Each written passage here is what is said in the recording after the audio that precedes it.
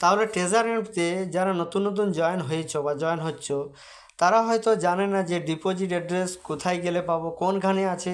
তো সেই সকল বন্ধুদের জন্য আমার এই ভিডিওটা নিয়ে এসেছি।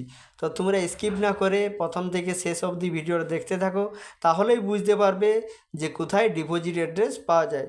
তো চলো ভিডিওটা শুরু করা যাক। তো প্রথমে তোমরা অ্যাসেটে চলে যাবে, এখানে ক্লিক করো। এখানে ক্লিক করার পর ডিপোজিটে ক্লিক করো। ডিপোজিটে ক্লিক করার পর এইরকম একটা ইন্টারফেস আসবে। তো এখানে তোমাদেরকে জানতে হবে ইউএসডিটি BP20 আর ইউএসডিটি ট্রোন।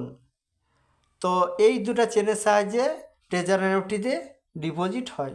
তো প্রথমে আমরা জানবো ইউএসডিটির অ্যাড্রেসটা, মানে BP20-র অ্যাড্রেসটা। তো BP20 প্রথমে সিলেক্ট করো, তারপর নিচে চলে যাও, এই দেখো অ্যাড্রেসটা, এটা হলো BP20-র অ্যাড্রেস। তারপরে ট্রোনের অ্যাড্রেসটা আমরা বের করব।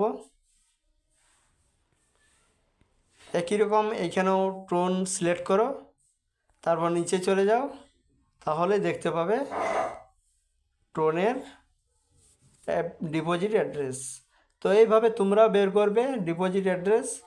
আর তোমার বন্ধুকে কীভাবে শেয়ার করবে, এটা এখানে যে কপি বলে যে চিহ্নটা আছে সেখানে কপি করবে, তোমার বন্ধুকে হোয়াটসঅ্যাপে পাঠিয়ে দিবে, ঠিক আছে।